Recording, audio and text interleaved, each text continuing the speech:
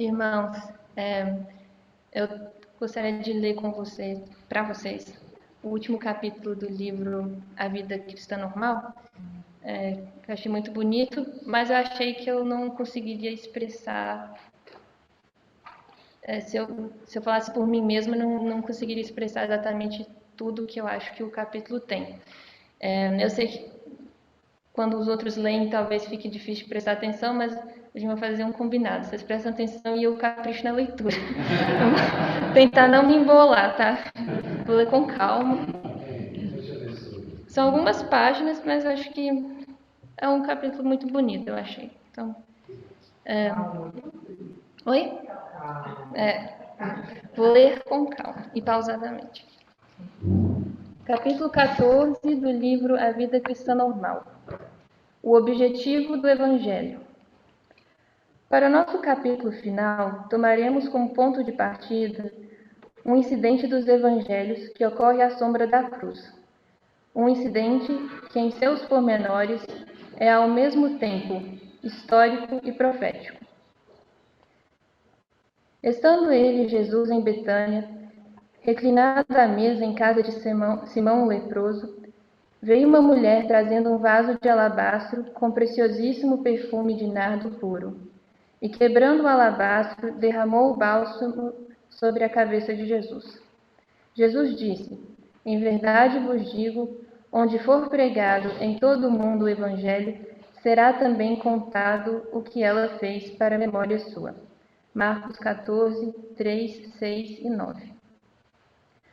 O Senhor ordenou, portanto, que a história do que Maria fez, ungindo com aquele unguento de alto preço, acompanhasse sempre a história do Evangelho. Que aquilo que Maria fez fosse sempre ligado com o que o Senhor fez. Foi essa a sua própria declaração. O que ele deseja que entendamos com isso? Penso que todos conhecemos bem essa história da ação de Maria.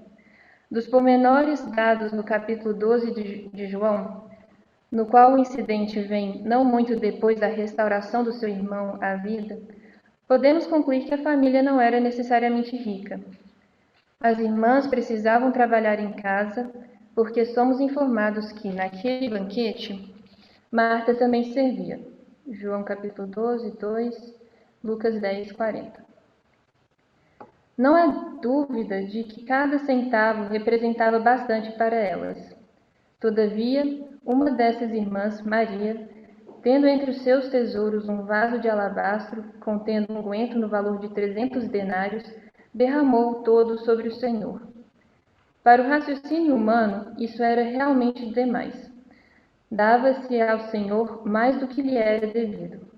Foi por isso que Judas tomou a dianteira, com o apoio dos outros discípulos, e deu voz à reclamação geral de que a ação de Maria representava um grande desperdício.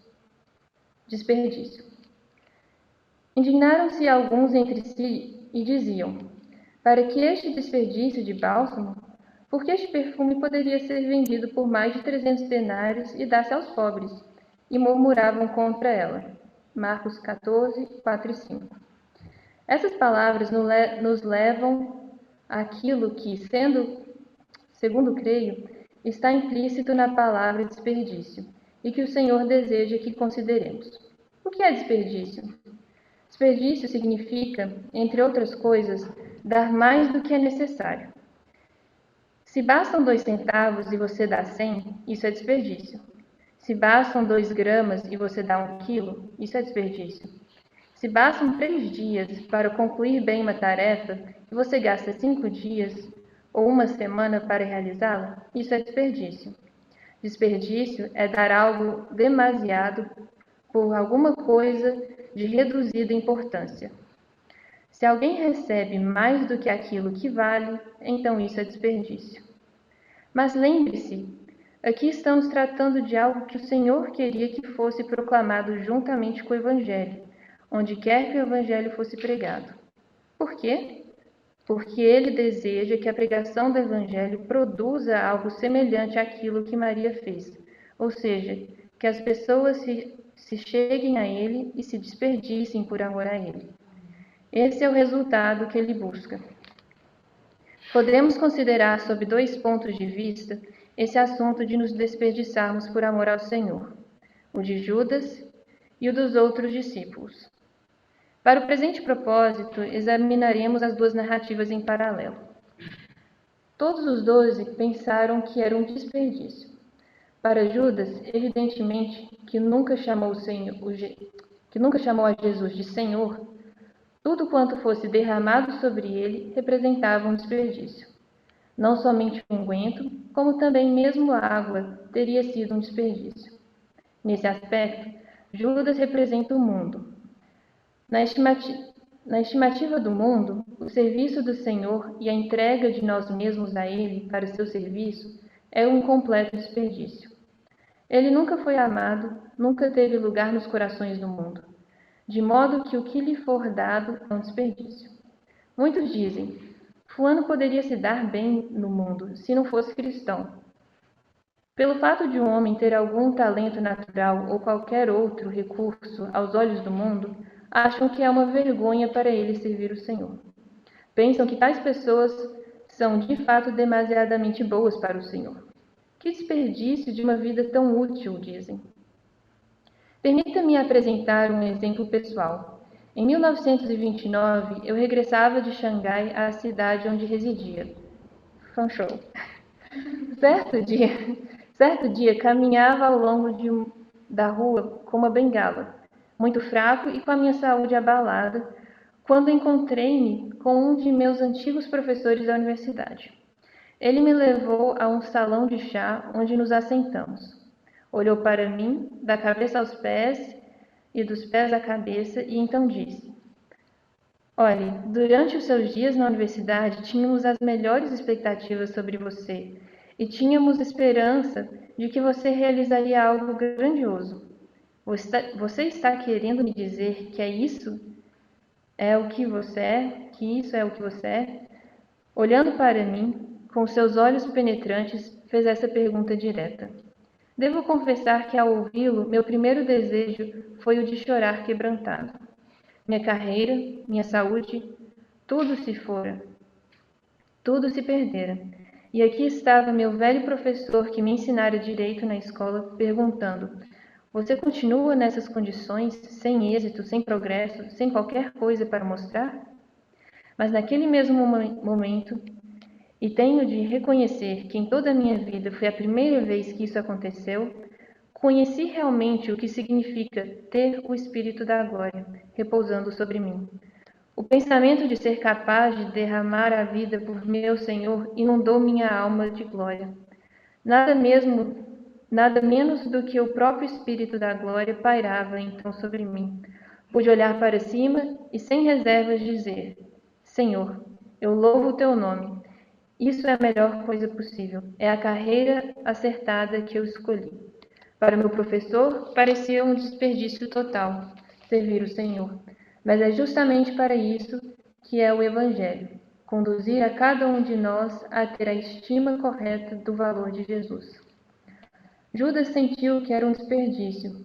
Poderíamos usar melhor o dinheiro aplicando-o de outra forma. Há tanta gente pobre, por que não dar o dinheiro a alguma instituição de caridade, fazer algum trabalho social para o alívio dos necessitados, auxiliar os pobres de alguma maneira prática? Por que derramar todo esse valor aos pés de Jesus? É sempre dessa forma que o mundo pensa. Você não poderia usar melhor sua vida? Você não poderia fazer algo melhor com sua vida? Dar-se assim inteiramente ao Senhor é ir longe demais. Se o Senhor é digno, como pode isso ser um desperdício? Ele é digno de ser servido dessa maneira. Ele é digno de que eu seja seu prisioneiro. Ele é digno de que eu viva somente para ele. Ele é digno. O que o mundo diz a respeito disso não importa. O Senhor disse: Deixa, não nos perturbemos, portanto. Os homens podem dizer o que quiserem, mas nós podemos nos firmar nessa base, porque o Senhor disse: é uma boa obra. Toda verdadeira boa obra não é a que se faz aos pobres. Toda boa obra é a que é feita a mim. Uma vez que nossos olhos tenham sido abertos para o real valor do nosso Senhor Jesus, coisa alguma será boa demais para ele. Não quero, porém, me demorar muito com Judas. Vejamos a atitude dos outros discípulos, porque a reação deles nos afeta muito mais do que a do traidor. Não nos importamos grandemente com o que o mundo diz, podemos enfrentá-lo facilmente, mas importamos-nos muito com o que dizem outros cristãos, que deveriam compreender. Verificamos, contudo, que os outros discípulos disseram a mesma coisa que Judas, e além disso ficaram frustrados e muito indignados com o acontecido. Vendo isto, indignaram-se os discípulos e disseram: Para que este desperdício? Pois este perfume podia ser vendido por muito dinheiro e dar-se aos pobres. Mateus capítulo 26, versículos 8 e 9. Evidentemente, sabemos que atitudes mentais dessa natureza são muito comuns entre cristãos que dizem: obtenhamos tudo quanto podemos com o menor esforço possível. Contudo, não é isso que está sendo tratado aqui. É algo mais profundo. Permita-me ilustrar.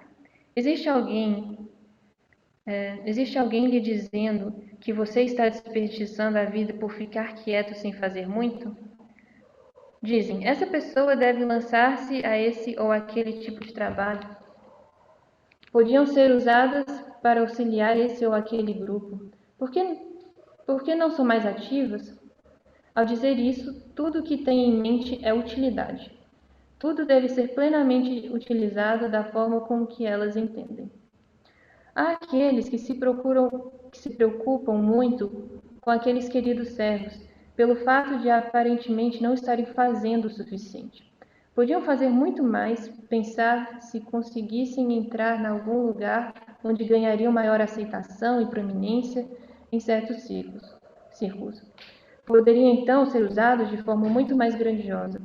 Já falei sobre uma irmã que conheci por muito tempo, e eu creio que foi quem mais me ajudou. Ela foi usada pelo Senhor de forma muito real durante aqueles anos em que a conheci, embora para algum de nós, naquela época, isso não fosse tão óbvio.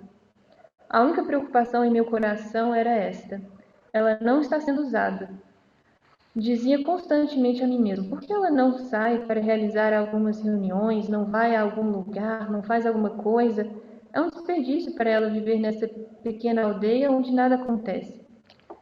Às vezes, quando ia visitá-la, quase gritava com ela. Dizia-lhe: ninguém conhece o Senhor como a irmã. A irmã conhece o livro de uma maneira absolutamente viva. Não vê as necessidades à sua volta? Por que não faz alguma coisa? É um desperdício de tempo, desperdício de energia, desperdício de dinheiro, desperdício de tudo ficar aqui e não fazer nada. Não, irmãos. O fazer não é o principal para o Senhor. É certo que Ele deseja que você e eu sejamos usados. Deus me livre de pregar a inatividade ou de justificar uma atitude complacente perante as necessidades do mundo. Como diz o próprio Jesus, o Evangelho será pregado por todo o mundo. A questão, porém, é a ênfase. Hoje, reconsiderando o passado, entendo que o Senhor usou grandemente aquela irmã para falar a certo número de nós que, como jovens, estávamos naquela época na sua escola de treinamento para o trabalho do Evangelho. Não posso agradecer suficientemente a Deus por ela e por sua influência sobre minha vida. Qual é, pois, o segredo? Claramente é o seguinte: ao aprovar a ação de Maria em Betânia, o Senhor Jesus estava estabelecendo um princípio como base de todo o serviço: que você derrame tudo o que tem a si mesmo, tudo que tem a si mesmo diante dele. E se isso for tudo que ele lhe permitir fazer, será o suficiente. A questão central não é se os pobres foram ou não ajudados. Isso virá em decorrência. Mas a primeira questão é: o Senhor ficou satisfeito? Há muitas reuniões em que poderíamos falar, muitas convenções em que poderíamos ministrar, muitas campanhas evangelísticas das quais poderíamos tomar parte. Não é que não sejamos capazes de fazê-lo. Poderíamos trabalhar e ser usados ao máximo, mas o Senhor não sente tanta preocupação acerca de nossa incessante ocupação em seu trabalho. Não é este seu objetivo principal. Não se mede o serviço do Senhor por resultados tangíveis. Não, meus amigos, a primeira preocupação do Senhor é com nossa posição aos seus pés e com ungirmos sua cabeça. Seja o que for que tivermos como vaso de alabastro, a coisa mais preciosa, a coisa mais querida para nós no mundo, sim, o transbordar de nós de uma vida que é produzida pela própria cruz, abrimos mão dele completamente para o Senhor.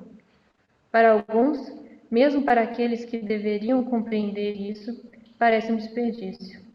Mas isso é o que ele busca acima de tudo. Frequentemente, nosso dar a ele será um servir incansável, mas ele se reserva o direito de suspender o serviço por um tempo, a fim de revelar-nos se é o serviço ou ele mesmo que nos sustenta. Ministrar para o seu agrado. Onde for pregado em todo o mundo o Evangelho, será também contado o que ela fez para a memória sua. Marcos 14, 9. Por que o Senhor disse isso? Porque o Evangelho é destinado a produzir isso. O Evangelho serve justamente para isso.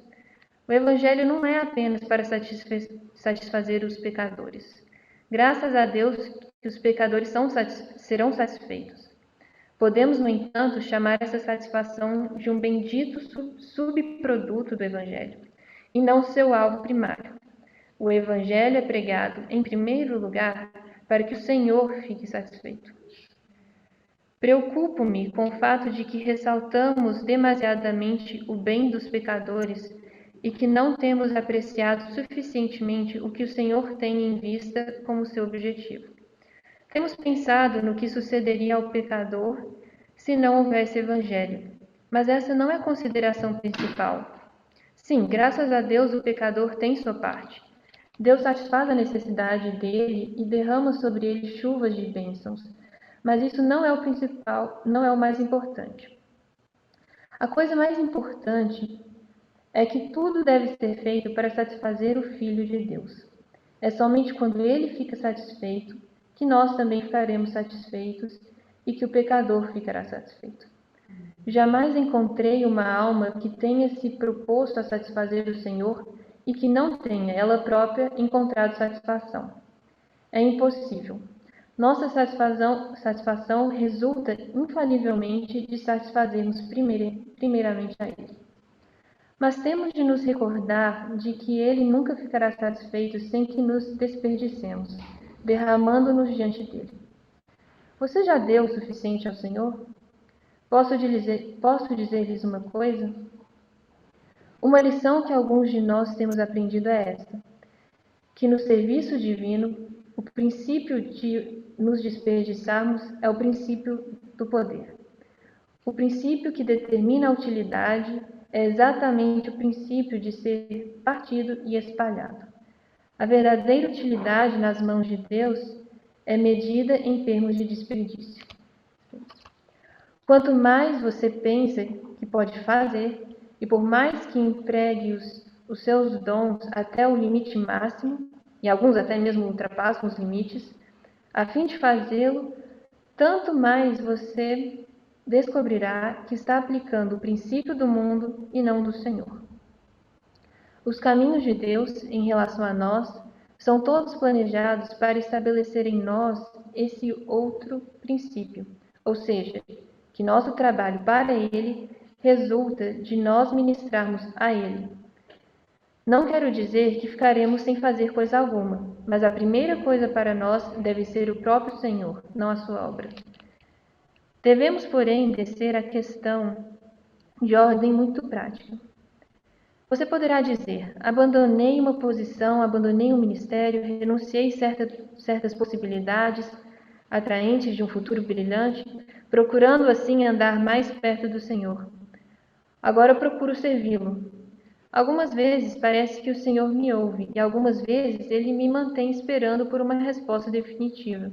Algumas vezes Ele me usa, mas algumas vezes parece que Ele me deixa de lado.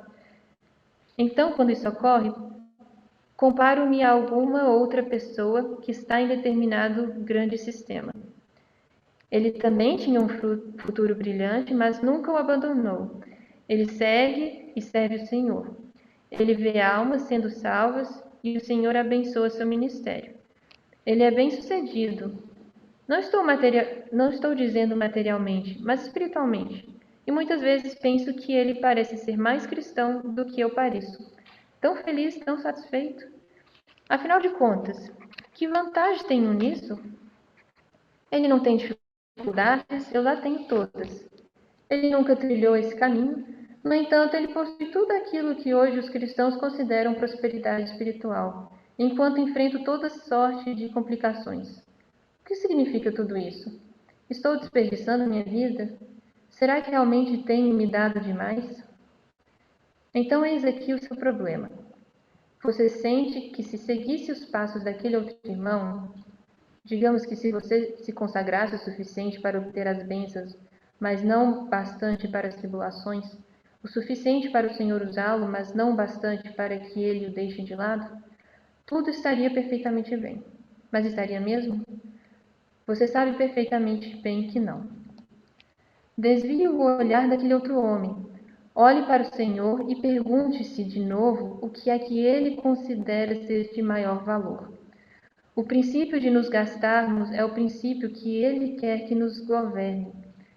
Ela fez isto por mim.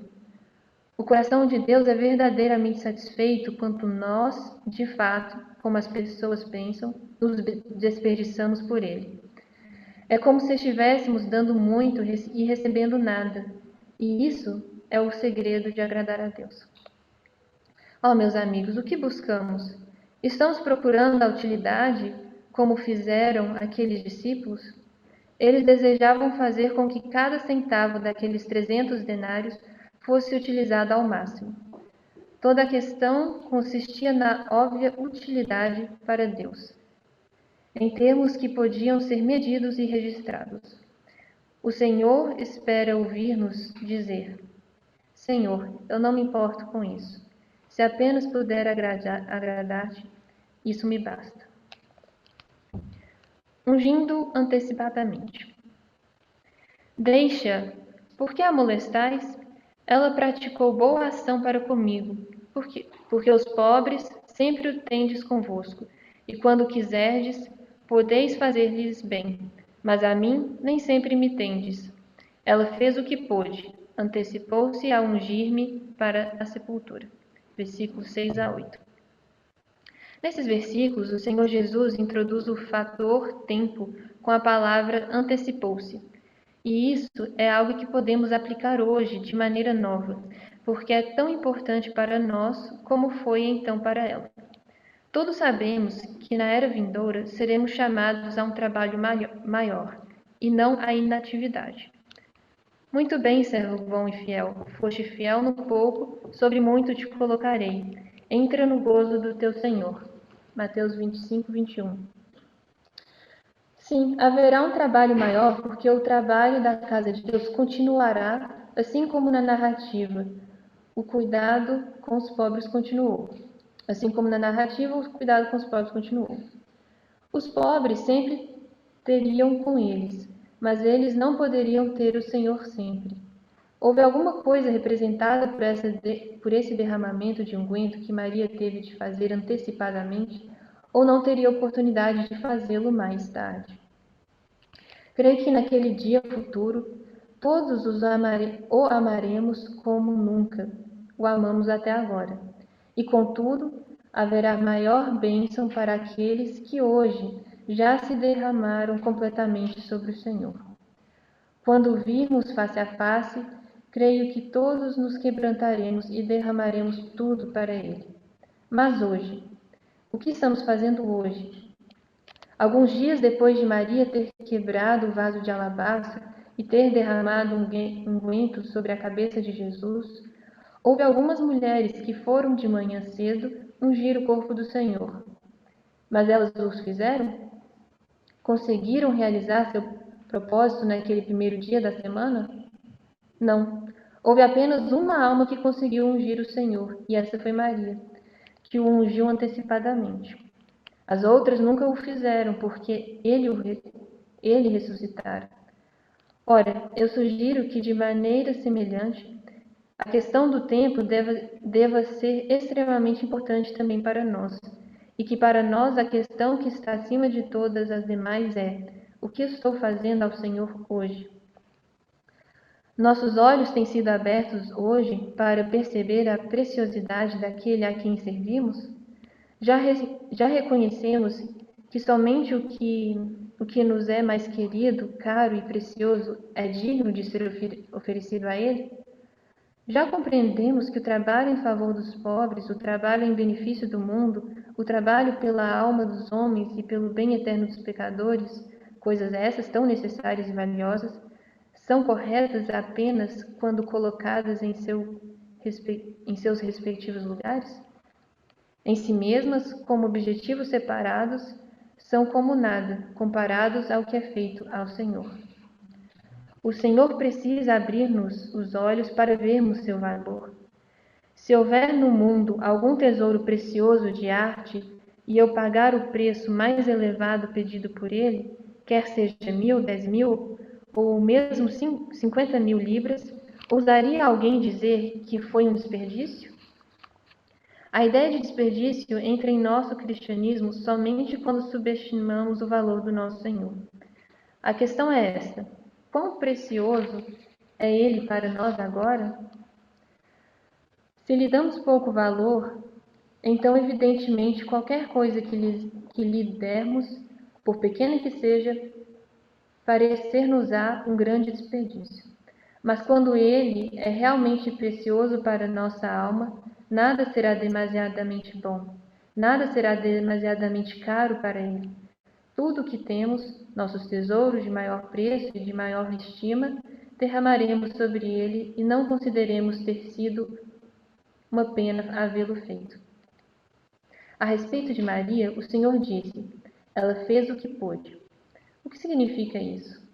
Significa que ela dera tudo, não guardara coisa alguma para si, em reserva para o futuro. Ela derramou abundantemente sobre ele tudo o que tinha, e todavia, na manhã da ressurreição, não tinha razão para lamentar sua extravagância. E o Senhor não se satisfará a menos que façamos tudo o que podemos. Com isso, lembremo-nos, não me refiro ao gasto de nossos esforços e energias ao procurar a fazer algo para ele, porque esse não é o caso.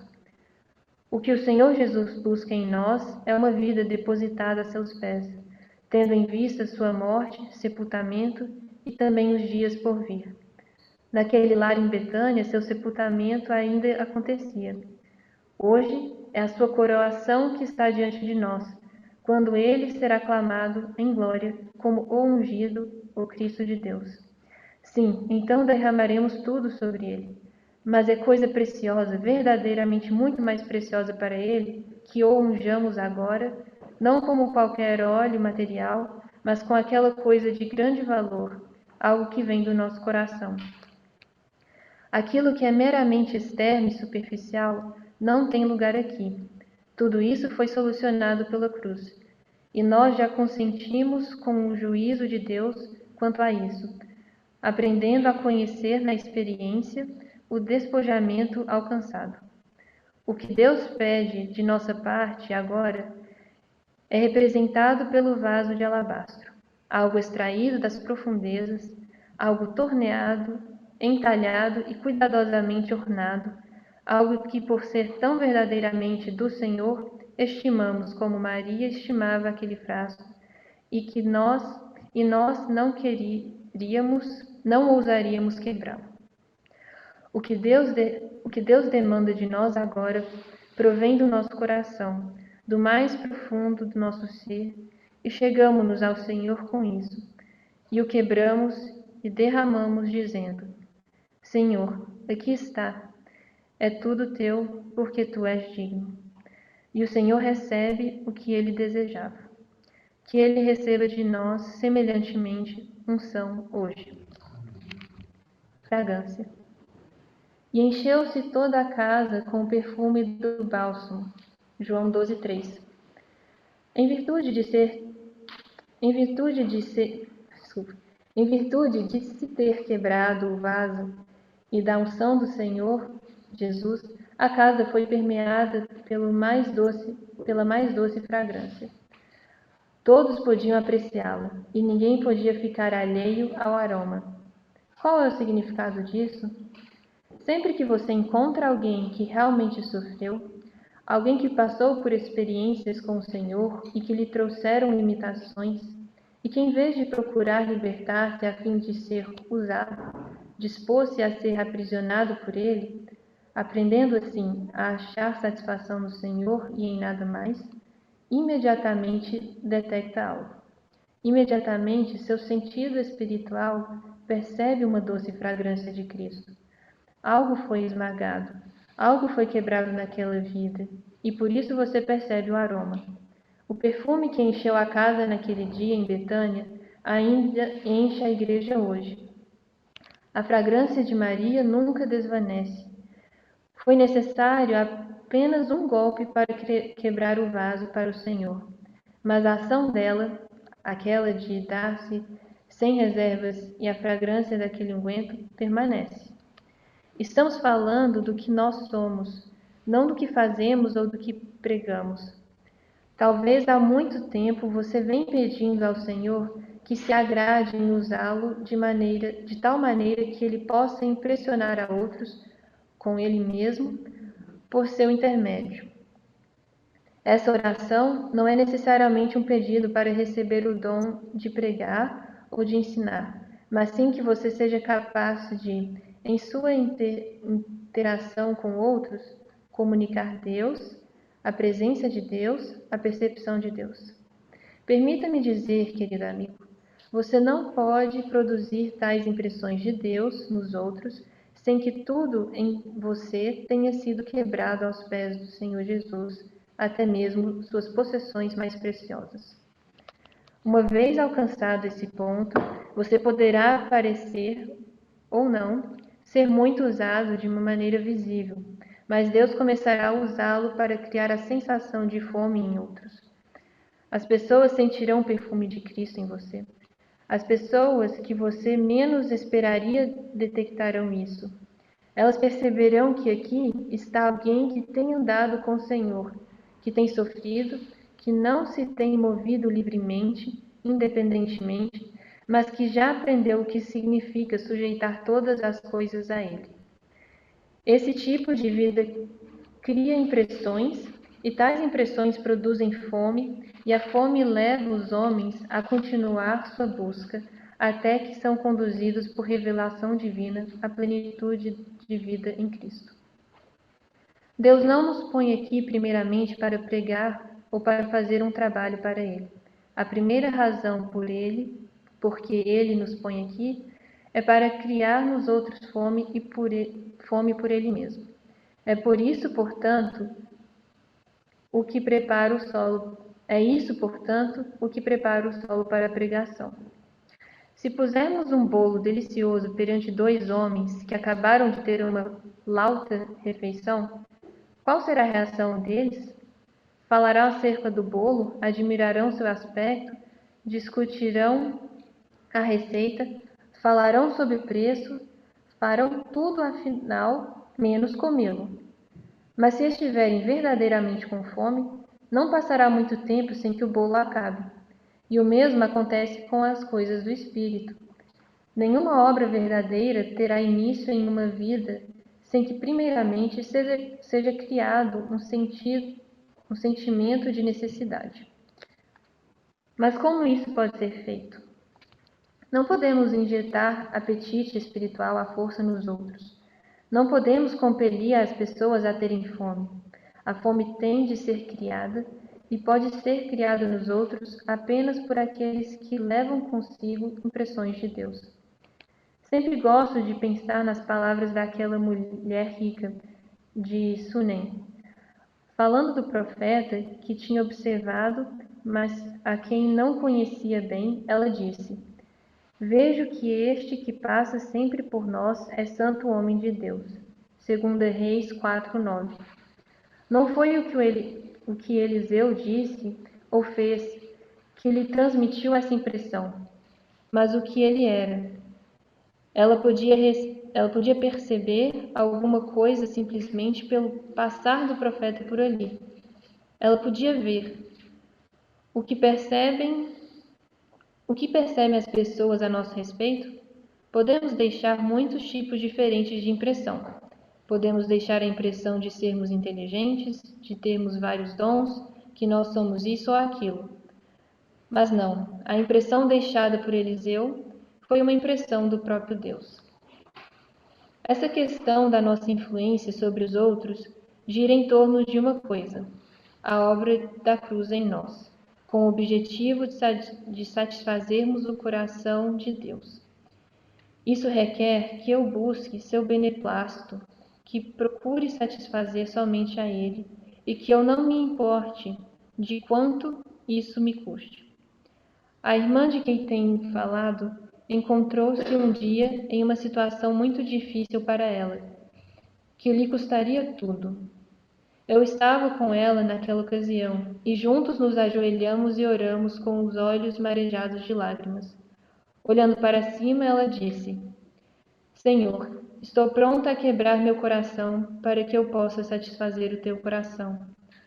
Falar assim de um quebrantamento de coração, para muitos de nós poderia parecer um sentimento meramente romântico, mas na situação especial em que ela se encontrava, significava exatamente aquilo. Tem de haver alguma coisa, a prontidão em render-se, um quebrantamento e um derramamento de tudo para Ele, que liberte aquela fragrância de Cristo e produza noutras vidas a consciência de necessidade, atraindo-as e impelindo-as a prosseguir em conhecer o Senhor. É isso que eu sinto ser o cerne de tudo. O Evangelho tem como seu principal objetivo produzir em nós, pecadores, uma condição que satisfaça o coração do nosso Deus. A fim de que Ele tenha essa satisfação, nós vimos a Ele com tudo o que temos, tudo o que somos, sim, mesmo as coisas mais queridas em nossa experiência espiritual, e tornamos isso conhecido a Ele. Senhor, estou pronto a abdicar de tudo isso por amor de Ti, não apenas pela Tua obra, nem por Teus filhos, nem por qualquer outra coisa, mas totalmente e somente por Ti mesmo. Sermos desperdiçados. É coisa abençoada ser desperdiçado para o Senhor. Tantos que têm sido proeminentes no mundo cristão, nada conhecem disso. Muitos de nós temos sido usados plenamente, temos sido usados, diria, demasiadamente, mas não sabemos o que significa sermos desperdiçados para Deus. Gostamos de estar sempre ativos, o Senhor algumas vezes prefere ter-nos na prisão. Penso em termos das viagens apostólicas. Deus ousa colocar em cadeia seus maiores embaixadores. Graças, porém a Deus, que em Cristo sempre nos conduz em triunfo e por meio de nós manifesta em todo lugar a fragrância do seu conhecimento. 2 Coríntios 2,14. E encheu-se toda a casa com perfume do bálsamo. João 12,3. O Senhor nos conceda graça para que aprendamos a agradá-lo. Quando, como Paulo, fizermos disso nosso alvo supremo, 2 Coríntios 5,9, o Evangelho terá alcançado seu propósito. Amém.